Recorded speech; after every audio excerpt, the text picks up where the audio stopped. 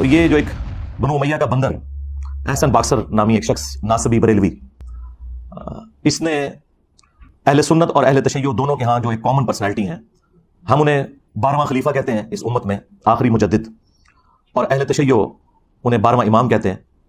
دونوں اعتبار سے رسپیکٹیبل پرسنالٹی سیدنا امام محمد بن عبداللہ المہدی رضی اللہ تعالیٰ عنہ علیہ السلام کی شان میں اس نے گستاخی کی ہے، بلکہ گستاخی کا لفظ پہلی بار اگر 100% اپلائی ہوتا ہے نا تو اس کی اس خباثت کے اوپر ہے کہ اس نے ننگی گالیاں دی ہیں۔ وہ اتنی بازاری لینگویج ہے کہ اگر آپ کسی دنیا دار شخص کو بھی سنائیں تو وہ کہے گا یار اس لیول پہ اتر کے بھی کوئی شخص اتنی بڑی ہستی جو اہل البیت سے ہیں انہیں گالیاں نکال سکتا ہے، اتنی ننگی گالیاں جو انسان کے تصور میں بھی نہیں کبھی آتی۔ سب سے پہلے تو اب امتحان ہے ان مولویوں کے اوپر جو گلے پھاڑ پھاڑ کر، چاہے وہ وہابیوں میں سے ہوں دو بھائی، چاہے وہ بریلویوں میں سے ہوں، خواہ وہ دیوبندیوں میں سے ہوں، جو اپنے آپ کو عظمت صحابہ اور اہل بیت کا چیمپئن سمجھتے ہیں، ان میں سے کسی کا آپ نے کوئی بیان سنا ہے کہ جو اتنی بڑی گستاخی کہ جس میں امام مہدی علیہ السلام کو مخاطب کر کے ننگی گالیاں دی ہیں ایک ناسبی بریلوی مجہول الحال بندر نے، کہ وہ اسے کنڈیم کریں؟ ویسے یہ گلے پھاڑ کے کہتے ہیں کہ ہم ساروں کے دفاع کے لیے نکلیں گے، یہ صرف بنو امیہ کے خدمت گزار ہے، اس سے زیادہ انہیں کسی کے ساتھ کوئی ہمدردی نہیں ہے، نہ کسی خلیفہ راشد کے ساتھ انہیں کوئی ہمدردی ہے، نہ اہل البیت کے ساتھ کوئی ہمدردی ہے۔ تو ان کے چہرے کے اوپر جو ایک یہ نقاب تھا نا، وہ اللہ کے فضل سے اس واقعے کے بعد اتر گیا۔ یہی بندر کے ٹرم پھر اللہ کے محبوب صلی اللہ علیہ وآلہ وسلم نے اپنی امت میں بنو مروان بنو امیہ کے لیے استعمال کی۔ المستدرک للحاکم میں اور مسند ابی یعلا کے اندر صحیح سند کے ساتھ یہ حدیث موجود ہے۔ سیدنا ابو ہریرہ رضی اللہ تعالیٰ عنہ کہتے ہیں کہ رسول اللہ صلی اللہ علیہ وآلہ وسلم نے اپنی وفات سے چند دن پہلے ایک خواب دیکھا۔ آپ نے خواب میں دیکھا کہ آپ کے ممبر کے اوپر بنو مروان بنو حکم کے بندر اچھل کود رہے ہیں۔ آپ صلی اللہ علیہ وآلہ وسلم گھبرا کر اٹھے، اور حضرت ابو ہریرہ رضی اللہ تعالیٰ عنہ کے الفاظ ہیں کہ آپ صلی اللہ علیہ وآلہ وسلم نے جب یہ خواب بیان کیا تو پھر اپنی وفات تک آپ کو کسی نے مسکراتے ہوئے نہیں دیکھا۔ آپ کو یہ غم لاحق ہو گیا کہ آپ کی وفات کے بعد آپ کی امت کے اوپر یہ لوگ مسلط ہو جائیں گے، یعنی ممبر پر بیٹھنے کا مطلب یہ ہے کہ یہ حکمران بن جائیں گے، اور وہ بن گئے۔ تو وہ سہل ابن سعد الساعدی جو شیعان علی میں سے تھے اور سینئر اصحاب میں سے تھے، ان کو بلا کے کہتا ہے کہ آپ ممبر پر آ کر حضرت علی کے اوپر سب کرو۔ نعوذ باللہ، بخاری میں تو الفاظ ہے سب۔ اس کی وجہ سے جو مفتی تقی عثمانی صاحب ہیں انہوں نے امت کو دھوکہ دیا۔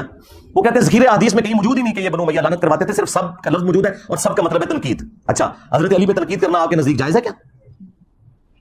اور ان کا میں نے جھوٹ پکڑ لیا۔ اگر مفتی اعظم پلانٹ ارتھ دیوبند یہ کام ڈال رہے ہیں ان کے ساتھ تو باقی تو شاہی کوئی نہیں، یا تو اس نے جھوٹ بولا یا پھر وہ جاہل ہے، اسے پتہ نہیں تھا ذکر حدیث میں موجود تھا۔ بخاری کی یہ حدیث ہے، مسلم میں آئی ہے 6229، اس میں الفاظ ہے، اس نے کہا لعن اللہ ابو تراب، کہو کہ مٹی والے ابو تراب علی ابن ابی طالب پر لعنت۔ نعوذ باللہ، ہم تو اس پہ کہیں گے کہ جنہوں نے بھی مولا علی پر یا اہل البیت پر لعنتیں کروائیں اور جو لوگ ان کا آج تک دفاع کر رہے ہیں، ان سب پہ اللہ کی لعنت، اللہ کے فرشتوں کی لعنت، تمام لعنت کرنے والوں کی لعنت۔ ہاں جی، اور ان کا حشر بھی اپنے بڑے لعنتیوں کے ساتھ ہی ہو، اور اللہ تعالی ہمارا حشر جو ہے خلفائے راشدین اہل البیت اور رسول اللہ صلی اللہ علیہ وآلہ وسلم کے ساتھ کرے، آمین۔ لہٰذا جو مسلم شریف میں حدیث موجود ہے کہ سعد ابن ابی وقاص کو ابھارا امیر شام نے کہ آپ علی ابن ابی طالب پر سب کیوں نہیں کرتے، وہاں سب کا مطلب لعنت ہی لیا جائے گا، اور وہ حدیث کے قرائن بھی بتا رہے ہیں، بلکہ خود ابن تیمیہ نے منہاج السنہ میں مانا ہے کہ یہ سب کرنے کا حکم دیا، اور سعد ابن ابی وقاص نے انکار کیا۔ الٹا انہوں نے مولا علی کی 3 فضیلتیں بیان کر دی اور کہا کہ ان میں سے ایک بھی مجھے مل جاتی سرخ اونٹوں سے بہتر ہوتی۔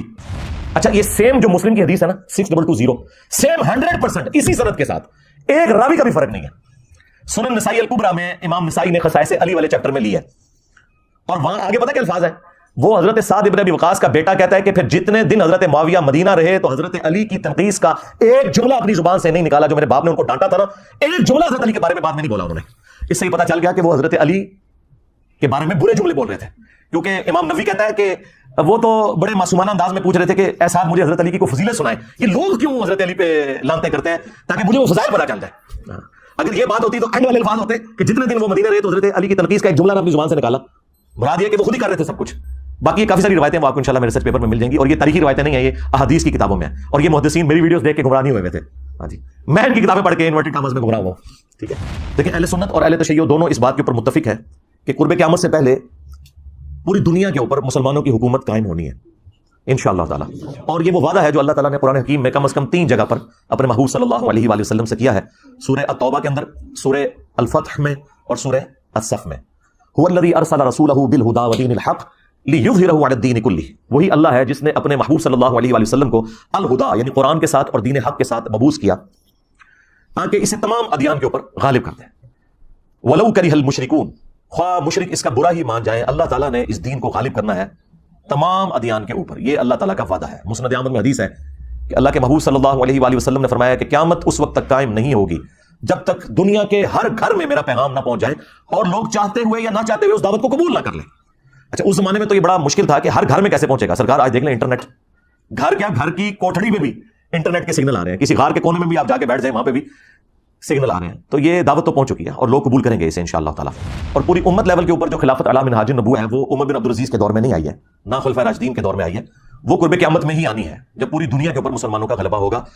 آج تک امت میں یہ وقت نہیں آیا کہ پوری دنیا پہ مسلمانوں کا غلبہ ہو. تو اس سے مراد یہ پانچواں جو دور ہے وہ امام محمد مہدی رضی اللہ تعالیٰ عنہ علیہ السلام کا دور خلافت ہے انشاءاللہ تعالیٰ. ہم نہ دیکھ سکے, ہماری آنے والی نسلیں انشاءاللہ ضرور اسے دیکھیں گی. اور امام مہدی کے لیے میں نے آپ کو پہلے بھی بتایا کہ یہ ضروری ہے کہ ان کے آنے سے پہلے فرقے ختم ہو جائیں. ادروائز سنیوں میں آ گئے تو شیعہ نے نہیں ماننا, شیعہ میں آ گئے تو سنیوں نے نہیں ماننا, یہ ذہن میں رکھیے گا. تو پہلے تو لوگوں کو سمجھ نہیں آتی تھی کہ یہ کیسے ہوگا کہ اتنی بڑی فرقہ واریت کی دراڑ ختم ہو. لیکن دیکھیں اللہ تعالیٰ نے ہمارے اس چھوٹے سے پلیٹ فارم کی برکت سے ہماری زندگی میں ہمیں ان 12 سالوں میں وہ کچھ دکھایا کہ 1200 سال کی جو گمراہی تھی فرقہ واریت کی, اللہ تعالیٰ نے اسے کیسے ختم کیا. ہمارا ایک نعرہ ہی سب کو لے گیا کہ میرے نبی سا ہے ہی کوئی نہیں, تیرے بابے تھے شاہ ہی کوئی نہیں. تو لوگ دوبارہ سے رسول اللہ صلی اللہ علیہ وآلہ وسلم کی مبارک ذات کی طرف متوجہ ہوئے ہیں. اہل البیت کا مقام انہیں پتہ چلا ہے, خلفائے راشدین کی عظمت ان کے دلوں میں جاگی ہے الحمدللہ. اور فرقوں کے بزرگ بابوں سے جان چھوٹ گئی ان کی. جس طرح توحید میں وہ ایک اللہ کے ماننے والے ہو گئے, اسی طریقے سے اطاعت میں وہ بابوں کی بجائے ایک اس شخص کے ماننے والے ہو گئے کہ جس کی قبر مدینے میں ہے. صلو علی محمد و آل محمد, اللہم صلی علی محمد و علی آل محمد. اللہ تعالیٰ کا یہ وعدہ ہے کہ جو لوگ ایمان لائیں گے اور نیک اعمال کریں گے اللہ تعالیٰ انہیں ضرور بالضرور دنیا میں خلافت دے گا, حکومت دے گا. یہ جو آیت ہے نا سورہ نور کی آیت نمبر 55, اس کے کانٹیکسٹ میں حافظ ابن کثیر نے یہ پوری بحث کی ہے اور 12 خلیفوں والی حدیث بخاری مسلم کی نقل کر کے انہوں نے کہا کہ اس حدیث سے کوئی یہ مطلب نہ لے کہ یہ حضور کے فوراً بعد شروع ہو جائیں گے. انہوں نے کہا فوراً بعد جو ہے وہ 4 ہی ہیں, ابو بکر, عمر, عثمان اور علی, اور حسن ابن علی کے 6 مہینے بھی حضرت علی کی خلافت کے دور میں ہی آتے ہیں. اور پھر وقتاً فوقتاً خلیفہ آئیں گے جس طرح عمر بن عبدالعزیز آئے, اور آخری خلیفہ ہوں گے امام محمد مہدی. کہ جب رومنز اور پرشینز کے خلاف جنگ جاری تھی حضرت عمر کے دور میں اور سیدنا عمر نے یہ ارادہ کیا کہ میں خود ان جنگوں میں شریک ہوں, تو حضرت علی نے انہیں ان جنگوں میں شریک ہونے سے روکا اور کہا کہ اگر آپ شہید ہو گئے تو پھر پیچھے سے یہ سارے کا سارا معاملہ تتر بتر ہو جائے گا, آپ پیچھے رہیں. اگر مسلمانوں کو قادسیہ یا یرموک میں شکست کا سامنا بھی کرنا پڑا تو ہم دوبارہ سے فوج تیار کر کے اور اپنے مسلمان بھائیوں کی نصرت کے لیے پیچھے سے بھجوا دیں گے. لیکن اگر آپ شہید ہو گئے تو پیچھے پھر عرب کے لوگ جو ہیں منتشر ہو جائیں گے. یہ پورے کا پورا خطبہ شیعہ کے ہاں نہج البلاغہ میں 2 جگہ یہ خطبات موجود ہیں. ان میں ایک خطبے میں یہ الفاظ ہیں کہ اللہ کا یہ وعدہ ہے کہ اللہ تعالیٰ نے اہل ایمان کو زمین میں خلافت دینی ہے. یعنی یہ سورہ نور آیت نمبر 55 کی طرف مولا علی کا اشارہ تھا کہ جو خلفائے راشدین کو اللہ تعالیٰ غلبہ دے رہا ہے یہ اسی خلافت کا حصہ ہے جو اللہ تعالیٰ نے قرآن میں وعدہ فرمایا. تو یہ بہت بڑی دلیل ہے اس حوالے سے کہ مولا علی علیہ السلام خلفائے راشدین کی حکومت کو اللہ تعالیٰ کی طرف سے انعام سمجھا کرتے تھے الحمدللہ. اور پھر یہ 12 احادیث ان لوگوں کے لیے بھی لمحہ فکریاں ہیں جنہوں نے اس امت میں تقلید کے نام کے اوپر ایک فتنہ کھڑا کیا اور انہوں نے یہ کہا کہ 4 اماموں میں سے ایک امام کی تقلید ضروری ہے, ادروائز آپ گمراہ ہو جائیں گے. تو میرا یہ معصومانہ سوال ہے کہ جس امام نے قرب قیامت میں آنا تھا یعنی امام محمد مہدی رضی اللہ تعالیٰ عنہ علیہ السلام, ان کے بارے میں تو درجنوں حدیث موجود ہیں, اور تمہارے بنائے ہوئے امام جنہوں نے ریٹائر نہیں ہونا, لیکن ریٹائر نہیں ہو رہے نا, وہ کہہ رہے ہیں آج بھی تقلید انہیں کی کرنی ہے. حالانکہ آج 80% مسائل جو ہے نا وہ جدید ہیں جن کا امام حنیفہ, امام شافعی, امام احمد بن حنبل, امام مالک کو پتہ ہی نہیں ہے کہ اس وقت دنیا میں کیا مسائل ہیں. ان میں ان اماموں کی توہین نہیں کر رہا, ان کے نام پہ جو فرقے کھڑے ہوئے ہیں نا ان کو ٹارگٹ کر رہا ہوں. اگر ہم آج عیسیٰ ابن مریم کے حوالے سے کرسچنس کو جھنجھوڑتے ہیں تو اس کا مطلب یہ نہیں کہ ہم عیسیٰ ابن مریم کی توہین کر رہے ہیں. تو جن اماموں نے ریٹائر ہی نہیں ہونا بقول ان کے بارے میں کوئی حدیث ہے, اور جس نے قرب قیامت میں آنا تھا ان کے بارے میں تو حدیث موجود ہے. اس کا مطلب ہے کہ یہ انہوں نے خود جعلی عقیدہ تقلید کر گھڑے. ہاں آپ امام اگر ایکسپرٹس کے طور پر کہیں تو سرکار وہ تو جتنے بھی امت میں بڑے بڑے علماء جنہوں نے اس امت کو کنٹریبیوٹ کیا ہے وہ سارے ہمارے امام ہیں, چاہے وہ امام بخاری ہوں, امام مسلم ہوں, باقی محدثین ہوں, فقہا ہوں, امام حنیفہ, امام شافعی, احمد بن حنبل, امام مالک رحمہ اللہ اجمعین, یہ سب کے سب ہمارے امام ہیں. پہلی حدیث بخاری اور مسلم دونوں میں موجود ہے. رسول اللہ صلی اللہ علیہ وآلہ وسلم نے فرمایا تمہاری اس وقت کیا شان ہوگی جب عیسیٰ ابن مریم تم میں اتریں گے یعنی قرب قیامت میں, وَإِمَامُكُم مِّنكُم, اور تمہارا امام تم میں سے ہوگا. یعنی امام جو ہے یہ امت ہوگی, اور عیسیٰ ابن مریم جو کہ اولو العزم پیغمبر ہیں, 5 پیغمبروں میں سے محمد رسول اللہ صلی اللہ علیہ وآلہ وسلم, ابراہیم خلیل اللہ, موسیٰ کلیم اللہ, نوح نجی اللہ اور عیسیٰ روح اللہ, ان 5 اولو العزم پیغمبر جو سورۃ الاحزاب اور سورہ عاشورہ میں آئے ان میں سے ایک اولو العزم پیغمبر مقتدی ہوگا, اور امام وَإِمَامُكُم مِّنكُم, تمہارا امام تم میں سے ہوگا. یہ حدیث بخاری میں بھی ہے اور مسلم میں. 8ویں حدیث جو ہے وہ مسلم شریف میں بھی کچھ حصہ اس کا موجود ہے, کچھ سنن ابی داؤد کے اندر ہے کہ نبی اسلام نے فرمایا کہ جب مہدی ظاہر ہوگا تو وہ بیت اللہ میں پناہ لے گا اور اسے قتل کرنے کے لیے ایک گروہ روانہ ہوگا شام سے, اور مقام بیدا پر اللہ تعالیٰ اس گروہ کو زمین میں دھسا دے گا. یہ ایک اللہ تعالیٰ کی طرف سے ایک غیبی خبر ہوگی پوری امت کے لیے کہ یہ اللہ تعالیٰ کی اسپیشل پروٹیکشن ہے مہدی کے ساتھ. تو وہ لشکر زمین میں جب دھسایا جائے گا یہ اس بات کا ثبوت ہوگا. جو لوگ پوچھتے ہیں کہ ابھی تک 500 مہدی تو قتل ہو چکے ہیں امت میں, تو اوریجنل بھی کہیں قتل نہ ہو جائے. نہیں سرکار, اوریجنل نہیں قتل ہوگا. اوریجنل کو جب قتل کرنے کی کوشش کریں گے تو وہ لشکر ہی زمین میں دھسا دیا جائے گا. یہ اللہ تعالیٰ کی طرف سے اسپیشل پروٹیکشن ہوگی کہ مہدی کو کوئی نقصان نہیں پہنچے گا. السلام علیکم ورحمۃ اللہ. لا حول ولا قوة الا باللہ. حسبنا اللہ ونعم الوکیل. یا حی یا قیوم برحمتک استغیث. لا الہ الا انت سبحانک انی کنت من الظالمین. ربنا آتنا من لدنک رحمہ وہیئ لنا من امرنا رشدا. اللہم صل علی محمد وعلی آل محمد واصحاب محمد وازواج محمد وامت محمد اجمعین الی یوم الدین. آمین. الحمد للہ رب العالمین والصلاة والسلام علی سید الانبیاء والمرسلین وعلی آلہ واصحابہ اجمعین الی یوم الدین. الحمدللہ آج 28 مئی 2023 کو سنڈے کے دن ہمارا یہ پبلک سیشن نمبر 96 منعقد ہونے جا رہا ہے. آپ کے سوالات یہ پرچیوں کی شکل میں میرے پاس آ چکے ہیں. انشاءاللہ ان کو ہم بعد میں ڈسکس کرتے ہیں. پہلے ایک کریٹیکل ایشو ہم نے ڈسکس کرنا ہے. اس سے بھی پہلے آج ماشاء اللہ تعالی 28 مئی 2023 ہے, اور آپ کو یاد ہوگا آج سے آلموسٹ 25 سال پہلے 1998 میں پاکستان نے 28 مئی 1998 کو ہی اٹامک بلاسٹ کیے تھے, جس کے بعد پاکستان ایک ڈکلیئرڈ نیوکلیئر پاور بن گیا تھا اور اسے یوم تکبیر کا نام دیا گیا. آج اس کی آپ سمجھ لیں سلور جوبلی ہے اینیورسری کے پوائنٹ آف ویو سے. اللہ تعالیٰ ملک پاکستان کی خیر فرمائے, پورے عالم اسلام کی خیر فرمائے, پورے عالم اسلام کو اندرونی اور بیرونی خطرات سے محفوظ فرمائے. آمین. اب آ جائیں اس کریٹیکل ایشو کی طرف جو اس ویک آپ سمجھ لیں, اس ویک کا نہیں بلکہ اس پورے سال کا ایک سب سے بڑا ایشو بنا ہے اور پورے ملک کے اندر ایک ہنگامے کی صورتحال ہے. ایک بریلوی ناصبی مجہول الحال جسے کوئی جانتا بھی نہیں, سوائے اس کے کہ ننگی گالیاں دینا اس کی پہچان ہے. تو ہمارا اس پلیٹ فارم سے اس کے بارے میں گفتگو کرنا یہ مجبوراً ہے. ادروائز آپ کو پتہ ہے کہ وہ جو کچھ ماضی میں کرتا رہا, میں نے کبھی اس کا نام بھی نہیں لیا. ہم تو ان کے بڑوں کو اس قابل نہیں سمجھتے, تو یہ تو شاہی کوئی نہیں, یہ تو بنو امیہ کے چھوٹے چھوٹے بندر ہیں. ہم تو بڑے بندروں کو کچھ نہیں سمجھتے. تو یہ جو ایک بنو امیہ کا بندر احسن باکسر نامی ایک شخص ناصبی بریلوی,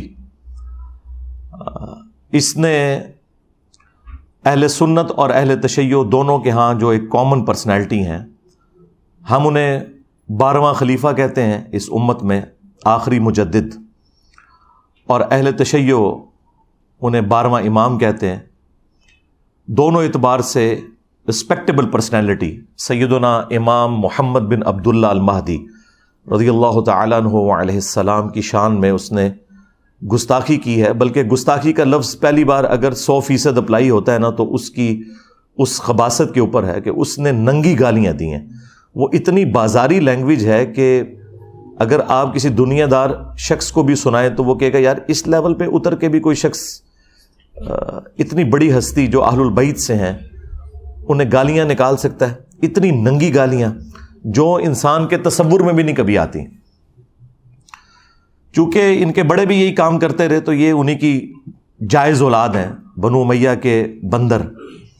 اور یہ جو میں بندر بار بار لفظ استعمال کر رہا ہوں, یہ احادیث کے اندر آیا ہے. وہ احادیث میں بعد میں ڈسکس کروں گا.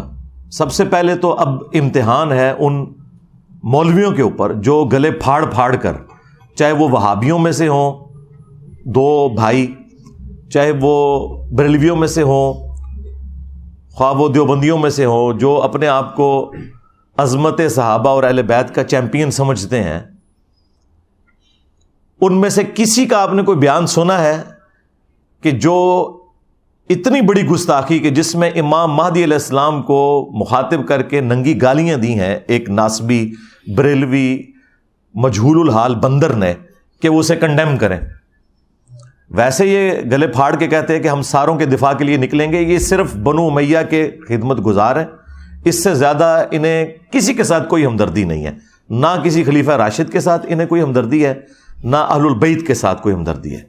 تو ان کے چہرے کے اوپر جو ایک یہ نقاب تھا نا، وہ اللہ کے فضل سے اس واقعے کے بعد اتر گیا. ویسے تو پورے ملک کے اندر درجنوں FIRs اس کے اوپر درج ہو چکی ہیں، اور مجھے تو لگتا ہے شاید یہ ملک ہی چھوڑ جائے، یہاں رہنا اس کے لیے مشکل ہو جائے گا. ہم نہیں کہتے کہ کوئی ایکسٹرا جوڈیشل ایکٹیویٹی اس کے اوپر پرفارم کی جائے، بلکہ میں نے تو خود بھی کوئی FIR بھی نہیں کٹوائی اس حوالے سے، ورنہ لوگوں نے کہنا تھا کہ یہ کوئی پرسنل معاملہ ہے. لوگ خود ہی اپنے اینڈ پہ یہ معاملات کر رہے ہیں، ورنہ تو میں یہ اپنے لیے بڑا اعزاز سمجھتا کہ ایسے شخص کو قانوناً سزا دلوائی جائے جو ننگی گالیاں نکال رہا ہے اہل البیت کو علیہم السلام اجمعین. تو اب آپ کو وہ سارے مولوی خاموش نظر آئیں گے، یہ صرف بنو امیہ کے دفاع کے لیے اٹھتے ہیں. جس طرح بنی اسرائیل کو بچھڑے کی محبت پلا دی گئی تھی نا، انہیں بنو امیہ کی محبت پلا دی گئی ہے. اور بنو امیہ سے مراد صرف وہی لوگ ہیں جو بنو امیہ میں برے لوگ ہیں، جو اچھے لوگ ہیں ظاہر ہے وہ مراد نہیں ہیں. سیدنا عثمان غنی رضی اللہ تعالیٰ عنہ یا سیدنا عمر بن عبد العزیز رحمہ اللہ تعالی، یا وہ تمام جانثاران اہل بیت جو جنگ صفین میں مولا علی کے ساتھی تھے، اگرچہ ان کا تعلق بنو امیہ کے ساتھ تھا، وہ سب کے سب لوگ ہمارے سروں کا تاج ہیں. ہم ان کی بات نہیں کر رہے، ہم میجورٹی کی بات کر رہے ہیں. اور یہ بندر کی ٹرم قرآن میں موجود ہے. اللہ تعالیٰ نے اصحاب سبت، جنہوں نے اللہ تعالیٰ کی آیات کو توڑ موڑ کر اپنے مقاصد کے لیے یوز کیا اور شریعت کا مذاق اڑایا، بالکل وہی کام اس امت میں بنو امیہ نے بھی کیا. تو اللہ تعالیٰ نے ان پر پھٹکار ڈالی اور سورۃ الاعراف میں فرمایا اعوذ باللہ من الشیطان الرجیم بسم اللہ الرحمن الرحیم کونوا قردۃ خاسئین. ہم نے کہا کہ پھٹکارے ہوئے بندر بن جاؤ. تو وہ انسان تھے لیکن بندروں کی شکلیں ان کی بن گئی. یہی بندر کی ٹرم پھر اللہ کے محبوب صلی اللہ علیہ وآلہ وسلم نے اپنی امت میں بنو مروان بنو امیہ کے لیے استعمال کی. المستدرک للحاکم میں اور مسند ابی یعلا کے اندر صحیح سند کے ساتھ یہ حدیث موجود ہے. سیدنا ابو ہریرہ رضی اللہ تعالیٰ عنہ کہتے ہیں کہ رسول اللہ صلی اللہ علیہ وآلہ وسلم نے اپنی وفات سے چند دن پہلے ایک خواب دیکھا. آپ نے خواب میں دیکھا کہ آپ کے ممبر کے اوپر بنو مروان بنو حکم کے بندر اچھل کود رہے ہیں. آپ صلی اللہ علیہ وآلہ وسلم گھبرا کر اٹھے، اور حضرت ابو ہریرہ رضی اللہ تعالیٰ عنہ کے الفاظ ہیں کہ آپ صلی اللہ علیہ وآلہ وسلم نے جب یہ خواب بیان کیا تو پھر اپنی وفات تک آپ کو کسی نے مسکراتے ہوئے نہیں دیکھا. آپ کو یہ غم لاحق ہو گیا کہ آپ کی وفات کے بعد آپ کی امت کے اوپر یہ لوگ مسلط ہو جائیں گے. یعنی ممبر پر بیٹھنے کا مطلب یہ ہے کہ یہ حکمران بن جائیں گے، اور وہ بن گئے. تو اس میں الفاظ ہیں میں نے بنو حکم کے بندروں کو، بنو امیہ کے بندروں کو اپنے ممبر پر دیکھا ہے. حالانکہ بنو حکم میں عمر بن عبد العزیز بھی آتے ہیں. عمر بن عبد العزیز بن مروان بن حکم، یہ ان کا نام ہے پورا. اب جو لوگ کہتے ہیں نا کہ آپ پوری بنو امیہ کو کہتے ہیں تو اس میں اچھے لوگ بھی ہیں، تو رسول اللہ نے بھی صلی اللہ علیہ وآلہ وسلم پوری بنو امیہ کو، بنو حکم کو کہا، اس میں اچھے لوگ بھی تھے. یہ عربی میں ایک رول ہے کہ میجورٹی کو ایڈریس کیا جاتا ہے، جو بیچ میں اچھے لوگ ہیں وہ خود بخود اس میں سے نکل جاتے ہیں. تو یہ ان کے لیے بھی ایک علمی جواب ہے. اور ظاہر ہے یہ نبی کا خواب ہے، اور نبی کا خواب وحی الہی ہوتا ہے. سورہ الصافات میں آیا کہ حضرت ابراہیم علیہ السلام کو اللہ تعالیٰ نے خواب میں دکھایا تھا کہ وہ اپنے بیٹے کی قربانی کر رہے ہیں، اور وہ اس کے لیے آمادہ بھی ہو گئے. بیٹے کو لٹا بھی لیا اور چھری بھی اس کی گردن پر رکھ دی. وہ تو اللہ تعالیٰ کی طرف سے ایک معجزہ ہوا کہ اس کی جگہ اللہ تعالیٰ نے ایک فدیہ دے دیا اور ان کی جان بچ گئی. لیکن وہ سنت ابراہیمی آج تک زندہ ہے. تو تو اتنی بڑی ایکٹیویٹی ایک خواب کی بنیاد کے اوپر حضرت ابراہیم علیہ السلام نے پرفارم کی، اس وجہ سے کہ نبیوں کا خواب وحی الہی ہوتا ہے۔ باقی لوگوں کے خواب میں شیطان کو دخل ہو سکتی ہے، انبیاء کے خواب جو ہیں ان میں شیطانوں کا کوئی دخل نہیں ہوتا۔ بخاری اور مسلم دونوں میں حدیث موجود ہے، اللہ کے محبوب صلی اللہ علیہ وآلہ وسلم نے فرمایا کہ خواب نبوت کی خبروں کا 46واں حصہ ہے۔ اچھا، یہ لفظ خواب لکھا جاتا ہے خا، واو، الف اور با، لیکن پڑھتے ہوئے اس کی واو اڑ جاتی ہے، اس کو پڑھنے کا طریقہ ہے خواب۔ یہ خواب نہیں پڑھا جاتا، ویسے اردو میں چل بھی جاتا ہے لیکن یہ لفظ ہے خواب، تو واو اس میں پھر سائلنٹ ہو جاتی ہے۔ تو یہ جو نبوت کی خبریں ہیں ان میں ایک موڈ خواب بھی ہے جو اللہ تعالیٰ اپنے پیغمبروں کو دکھاتا ہے، اور یہ سلسلہ قیامت تک جاری ہے۔ بخاری مسلم دونوں میں حدیث ہے کہ اب میری وفات کے بعد نبوت کی خبروں میں صرف مبشرات باقی ہیں، باقی سب کچھ بیان ہو چکا ہے۔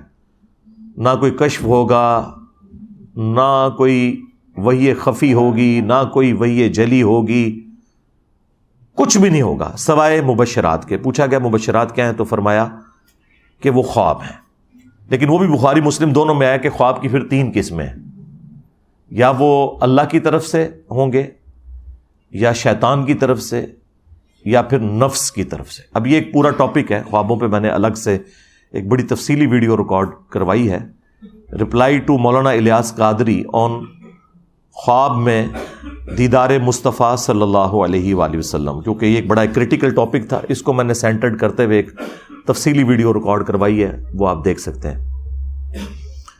اب آ جائیں یہ بنو امیہ کے بندروں کی طرف کہ جنہوں نے اس طرح کی گستاخی کی اور پورے ملک کے اندر دوبارہ سے ایک سمجھ لیں سنی شیعہ کنفلکٹ کھڑا کرنے کی ایک کوشش ہے، اور اللہ تعالیٰ ہمارے ملک کو اس طرح کے فسادات سے محفوظ کرے۔ ہم نے پہلے بھی یہ بڑے فسادات دیکھے ہیں اور حکومتوں کی سرپرستی میں یہ سب کچھ دیکھا ہے۔ اب شکر ہے کہ ہماری حکومتوں کو، ہمارے ریاستی اداروں کو ان چیزوں کی گندگی کا احساس ہو گیا، اور انہوں نے توبہ کی ہے اس حوالے سے کہ کوئی نان اسٹیٹ ایکٹر اور اس طریقے سے سنی شیعہ فساد نہیں کروانا، کوئی سعودیہ اور ایران کی پراکسی وار اپنے ملک میں نہیں لڑنی۔ خیر اب تو ان کی بھی آپس میں دوستی ہو چکی ہے، شکر ہے دنیا میں سکون آ گیا اس حوالے سے۔ اور یہ جو خبیث جس نے امام محمد مہدی علیہ السلام کو گالیاں دی ہیں، یہ اس نے اپنے بڑوں کی بدعت کے اوپر عمل کیا ہے۔ بخاری مسلم دونوں میں موجود ہے کہ بنو حکم، بنو امیہ، بنو مروان کی اولاد میں سے ایک شخص جب حکمران بن کے مدینے میں آتا ہے، گورنر بن کے، تو وہ سہل ابن سعد الساعدی جو شیعان علی میں سے تھے اور سینئر اصحاب میں سے تھے، ان کو بلا کے کہتا ہے کہ آپ ممبر پر آ کر حضرت علی کے اوپر سب کرو۔ نعوذ باللہ، بخاری میں تو الفاظ ہیں سب۔ اس کی وجہ سے جو مفتی تقی عثمانی صاحب ہیں نا، انہوں نے امت کو دھوکہ دیا۔ وہ کہتے ہیں ذخیرے احادیث میں کہیں موجود ہی نہیں کہ یہ بنو امیہ لعنت کرواتے تھے، صرف سب کا لفظ موجود ہے، اور سب کا مطلب ہے تنقید۔ اچھا، حضرت علی پہ تنقید کرنا آپ کے نزدیک جائز ہے کیا؟ اور ان کا میں نے جھوٹ پکڑ لیا۔ اگر مفتی اعظم پلانٹ ارتھ دیوبند یہ کام ڈال رہا ہے ان کے ساتھ، تو باقی تو شاہی کوئی نہیں۔ یا تو اس نے جھوٹ بولا ہے یا پھر وہ جاہل ہے، اسے پتہ ہی نہیں تھا، ذخیرہ حدیث میں موجود تھا۔ بخاری کی یہ حدیث جب مسلم میں آئی ہے 6229، اس میں الفاظ ہیں، اس نے کہا لعن اللہ ابو تراب، کہو کہ مٹی والے ابو تراب علی ابن ابی طالب پر لعنت، نعوذ باللہ۔ ہم تو اس پہ کہیں گے کہ جنہوں نے بھی مولا علی پر یا اہل البیت پر لعنتیں کروائیں، اور جو لوگ ان کا آج تک دفاع کر رہے ہیں، ان سب پہ اللہ کی لعنت، اللہ کے فرشتوں کی لعنت، تمام لعنت کرنے والوں کی لعنت۔ ہاں جی، اور ان کا حشر بھی اپنے بڑے لعنتیوں کے ساتھ ہی ہو، اور اللہ تعالی ہمارا حشر جو ہے خلفائے راشدین، اہل البیت اور رسول اللہ صلی اللہ علیہ وآلہ وسلم کے ساتھ کرے، آمین۔ تو دھوکہ دیتے رہے، لہذا جب بنو امیہ کے حوالے سے سب کا لفظ آئے تو آپ سمجھ جائیں کہ اس سے مراد ہے لعن اللہ ابو تراب۔ یہ مسلم شریف ہے، مولانا شریف نہیں ہے، اور جھوٹ بولتے ہیں جی مودودی تاریخی روایتیں لکھتا رہا، چڑھ دو میں نے ریسرچ پیپر لکھ دیا ہے واقعہ کربلا کا حقیقی پس منظر 72 صحیح الاسناد احادیث کی روشنی میں 200 روایتیں جمع کی ہیں، بخاری مسلم سے اکثر ہیں، اللہ کے فضل سے عربی میں بھی ہے، اردو میں بھی ہے، انگلش میں بھی ہے، بنگلہ زبان کے اندر بھی ہے، ہندی کے اندر بھی ہے، جتنی بڑی بڑی مسلمانوں کی زبانیں ہیں ان میں آپ مفت ڈاؤن لوڈ کریں ہماری ویب سائٹ ahlsunnatpak.com سے۔ اگر ہارڈ کاپی آپ کو مفت چاہیے تو صرف ڈاک کا آپ کو خرچہ دینا ہوگا۔ 12 ریسرچ پیپرز آپ کو فری آئیں گے گھر، جن میں سے 9 ریسرچ پیپرز ہیں اور 3 اذکار کارڈ ہیں۔ صبح 9 سے لے کر شام 5 بجے تک ہمارا جو نمبر ہے اکیڈمی کا وہ آن رہتا ہے، 032159000162، اس پہ آپ رابطہ کریں، آپ کے گھر یہ فری ڈاک آ جائے گی۔ صرف 500 روپے آپ کو TCS کا خرچہ دینا ہوگا، باقی آپ کو پلاسٹک پیکنگ میں انشاءاللہ وہ فری ملے گا ریسرچ پیپر، اور ساتھ اور ریسرچ پیپرز بھی ہوں گے۔ تو اللہ کے فضل سے میں نے وہ ساری باتیں اس میں جمع کی ہوئی ہیں۔ لہٰذا جو مسلم شریف میں حدیث موجود ہے کہ سعد ابن ابی وقاص کو ابھارا امیر شام نے کہ آپ علی ابن ابی طالب پر سب کیوں نہیں کرتے، وہاں سب کا مطلب لعنت ہی لیا جائے گا، اور وہ حدیث کے قرائن بھی بتا رہے ہیں، بلکہ خود ابن تیمیہ نے منہاج السنہ میں مانا ہے کہ یہ سب کرنے کا حکم دیا اور سعد ابن ابی وقاص نے انکار کیا۔ الٹا انہوں نے مولا علی کی 3 فضیلتیں بیان کر دی اور کہا کہ ان میں سے ایک بھی مجھے مل جاتی سرخ اونٹوں سے بہتر ہوتی۔ سن پہلی فضیلت کہ نبی علیہ السلام نے خیبر کے موقع پر فرمایا تھا کہ کل میں اس شخص کے ہاتھ میں جھنڈا دوں گا جو اللہ اور اس کے رسول سے محبت کرتا ہے اور اللہ اور اس کا رسول اس سے محبت کرتے ہیں، اور ہم پوری رات سوئے نہیں اس شوق میں کہ وہ خوش نصیب کون ہوگا۔ اور صبح رسول اللہ صلی اللہ علیہ وآلہ وسلم نے علی ابن ابی طالب کو وہ جھنڈا دیا۔ اور مسلم میں تو یہاں تک الفاظ ہیں، حضرت عمر کہتے ہیں مجھے پوری زندگی کبھی خواہش نہیں ہوئی تھی کہ مجھے حضور کوئی عہدہ دیں سوائے اس ایک موقع کے، یعنی حضرت علی پہ رشک کرتے تھے حضرت عمر خیبر کی وجہ سے۔ اور پھر ان کا معاویہ سن دوسرا موقع تبوک کے موقع پر، جب نبی علیہ السلام نے پہلا اور آخری موقع تھا کہ حضرت علی کو مدینہ شریف چھوڑا اور آپ جنگ پہ جا رہے تھے رومن امپائر کے خلاف، تو حضرت علی رو پڑے، تو آپ نے انہیں تسلی دی کہ علی کیا تو اس بات پہ راضی نہیں کہ تیری میرے ساتھ وہی نسبت ہے جو ہارون کی موسیٰ کے ساتھ، مگر میرے بعد کوئی نبی نہیں۔ یعنی رسول اللہ کے بعد کوئی نبی ہوتا تو حضرت علی ہوتے، اور اگر رسول اللہ کے ہوتے ہوئے کوئی امتی نبی ہوتا تو بھی حضرت علی ہوتے، تو غلام القادیانی دجال شاہی کوئی نہیں، اگر مولا علی نبی نہیں بن سکے تو تیسری فضیلت انہوں نے کہا کہ سن، جب نجران کے عیسائیوں کا وفد آیا اور نبی علیہ السلام کو اللہ تعالیٰ نے حکم دیا سورہ آل عمران میں کہ آپ ان سے مباہلہ کریں، تو نبی علیہ السلام اپنے ساتھ علی، حسن، حسین اور فاطمہ کو لے کر آئے اور کہا اللہم ہؤلاء اہل بیتی، اے اللہ یہ میرے اہل بیت ہیں۔ یہ 3 موقع ایسے ہیں، بلکہ ابن ماجہ میں تو چوتھی فضیلت بھی سعد ابن ابی وقاص نے رپورٹ کی، من کنت مولاہ فہذا علی مولا، جس کا مولا میں اس کا مولا علی، یعنی غدیر خم والا بھی انہوں نے موقع وہاں پہ بیان کیا۔ تو اچھا، یہ سیم جو مسلم کی حدیث ہے نا 6220، سیم 100% اسی سند کے ساتھ، ایک راوی کا بھی فرق نہیں ہے۔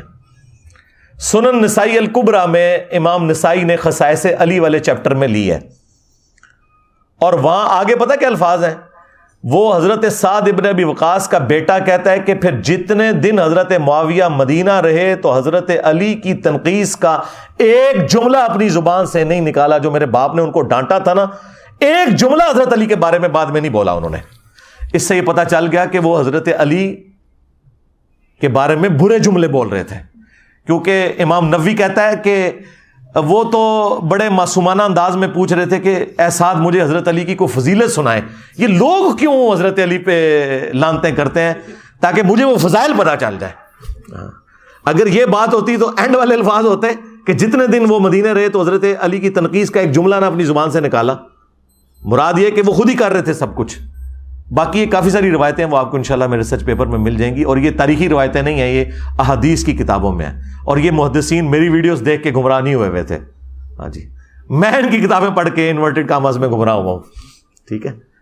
تو یہ الگ سے ایک ٹاپک ہے۔ تو یہ جو کچھ اس نے کیا ہے نا، اس ناسبی بندر نے، یہ اپنے بڑوں کے طریقے کے اوپر چل رہا ہے۔ تو یہ جو اس وقت حرکت ہوئی ہے نا، اس کے بعد ایک پورے ملک میں آپ کو پتہ ہے ہنگامہ کھڑا ہوا ہے، اور زیادہ ظاہر ہے کہ اس حوالے سے اہل تشیع ہرٹ ہوئے ہیں۔ اب چونکہ ہمارا یہ پلیٹ فارم فرقہ واریت سے پاک ہے، لیکن بہرحال ہم اہل سنت منہج کی ترجمانی کرتے ہیں، تو میں یہ ضروری سمجھ رہا ہوں اس موقع پر کہ ہم اہل سنت کا جو عقیدہ ہے خلافت کے حوالے سے یا 12 اماموں کے حوالے سے، اور خصوصاً امام محمد بن عبداللہ المہدی رضی اللہ تعالیٰ عنہ علیہ السلام کے حوالے سے میں اس موقع کے اوپر اسے کلیئر کر دوں تاکہ آپ کو پتہ چل جائے کہ اہل سنت کا اس حوالے سے کیا عقیدہ ہے۔ دیکھیں، اہل سنت اور اہل تشیع دونوں اس بات کے اوپر متفق ہے کہ قرب قیامت سے پہلے پوری دنیا کے اوپر مسلمانوں کی حکومت قائم ہونی ہے انشاءاللہ تعالی، اور یہ وہ وعدہ ہے جو اللہ تعالیٰ نے قرآن حکیم میں کم از کم 3 جگہ پر اپنے محبوب صلی اللہ علیہ وآلہ وسلم سے کیا ہے، سورہ التوبہ کے اندر، سورہ الفتح میں، اور سورہ الصف میں۔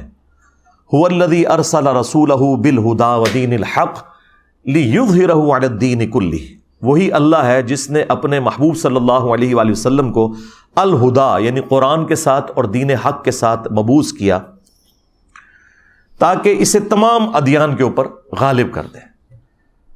وَلَوْ كَرِهَ الْمُشْرِكُونَ، خواہ مشرک اس کا برا ہی مان جائیں، اللہ تعالیٰ نے اس دین کو غالب کرنا ہے تمام ادیان کے اوپر، یہ اللہ تعالیٰ کا وعدہ ہے۔ مسند احمد میں حدیث ہے کہ اللہ کے محبوب صلی اللہ علیہ وآلہ وسلم نے فرمایا کہ قیامت اس وقت تک قائم نہیں ہوگی جب تک دنیا کے ہر گھر میں میرا پیغام نہ پہنچ جائے اور لوگ چاہتے ہوئے یا نہ چاہتے ہوئے اس دعوت کو قبول نہ کر لیں۔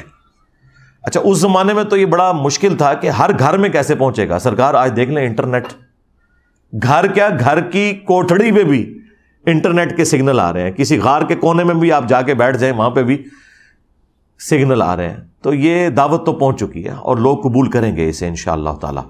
یہ وعدہ ہے کہ یہ والا معاملہ ہو کر رہنا ہے۔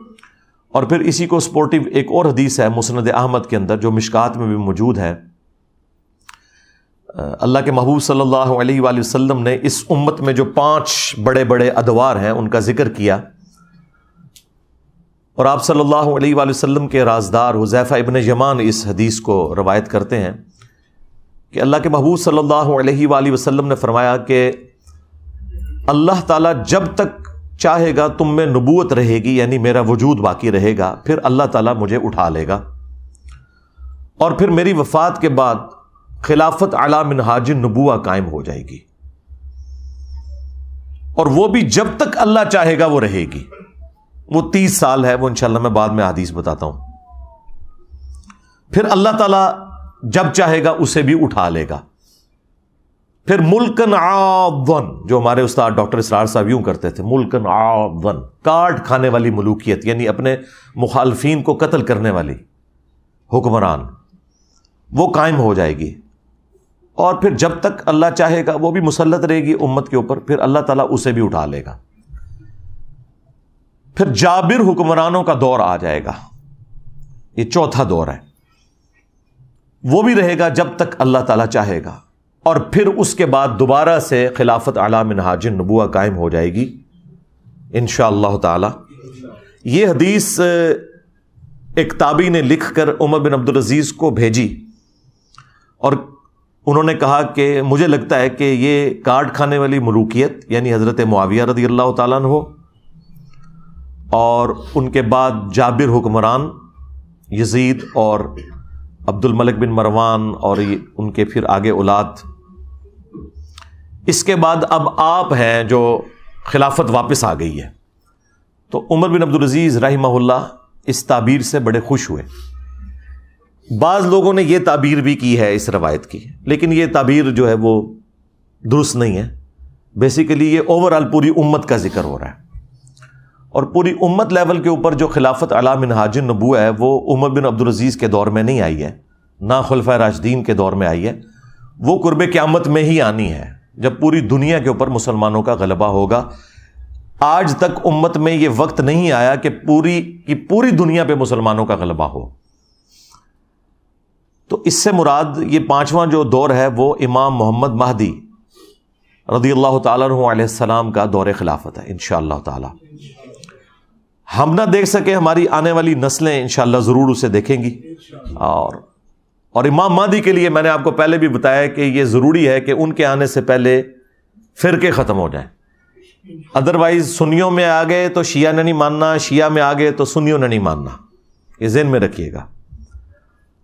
تو پہلے تو لوگوں کو سمجھ نہیں آتی تھی کہ یہ کیسے ہوگا کہ اتنی بڑی فرقہ واریت کی دراڑ ختم ہو. لیکن دیکھیں اللہ تعالیٰ نے ہمارے اس چھوٹے سے پلیٹ فارم کی برکت سے ہماری زندگی میں ہمیں ان 12 سالوں میں وہ کچھ دکھایا کہ 1200 سال کی جو گمراہی تھی فرقہ واریت کی، اللہ تعالیٰ نے اسے کیسے ختم کیا. ہمارا ایک نعرہ ہی سب کو لے گیا کہ میرے نبی سا ہے ہی کوئی نہیں، تیرے بابے تے شاہ ہی کوئی نہیں. تو لوگ دوبارہ سے رسول اللہ صلی اللہ علیہ وآلہ وسلم کی مبارک ذات کی طرف متوجہ ہوئے ہیں. اہل البیت کا مقام انہیں پتہ چلا ہے، خلفائے راشدین کی عظمت ان کے دلوں میں جاگی ہے الحمدللہ. اور فرقوں کے بزرگ بابوں سے جان چھوٹ گئی ان کی. جس طرح توحید میں وہ ایک اللہ کے ماننے والے ہو گئے، اسی طریقے سے اطاعت میں وہ بابوں کی بجائے ایک اس شخص کے ماننے والے ہو گئے کہ جس کی قبر مدینے میں ہے. صلو علی محمد و آل محمد، اللہم صلی علی محمد و علی آل محمد. تو یہ بہت بڑی چیز ہے جو اللہ تعالیٰ نے ہمیں اپنی زندگی میں دکھائی ہے. تو یہ 5 ادوار ہے، یعنی نبی علیہ السلام کا مبارک دور، پھر خلفائے راشدین کا دور، اس کے بعد کاٹ کھانے والی ملوکیت، اور پھر اس کے بعد جابر حکمران، اور پھر اینڈ پہ خلافت علی منہاج النبوہ. تو آج تو ہم ماضی میں جا کے یہ سارے ادوار دیکھ سکتے ہیں. نبی علیہ السلام کا مبارک دور، اس کے بعد 30 سال خلافت راشدہ، اس کے بعد بنو امیہ اور بنو عباس. یہ وہ کاٹ کھانے والی ملوکیت تھی جو اپنے مخالفین کو کاٹ دیتی تھی، فریڈم آف ایکسپریشن نہیں دیتی تھی. اس کے بعد جابر حکمران. جابر حکمرانوں کا دور وہ ہے جب مسلمانوں پر زبردستی حکمران مسلط ہو گئے، یعنی کلونین پاورز آ گئیں، کہیں پہ فرینچ آ گئے، کہیں پہ گریٹ برٹن کا قبضہ ہو گیا. اور پھر آلموسٹ آج سے 100 سال پہلے ان کی گرفت ڈھیلی پڑی، اور آج ماشاءاللہ آلموسٹ 60 کے قریب مسلم کنٹریز دنیا میں موجود ہیں.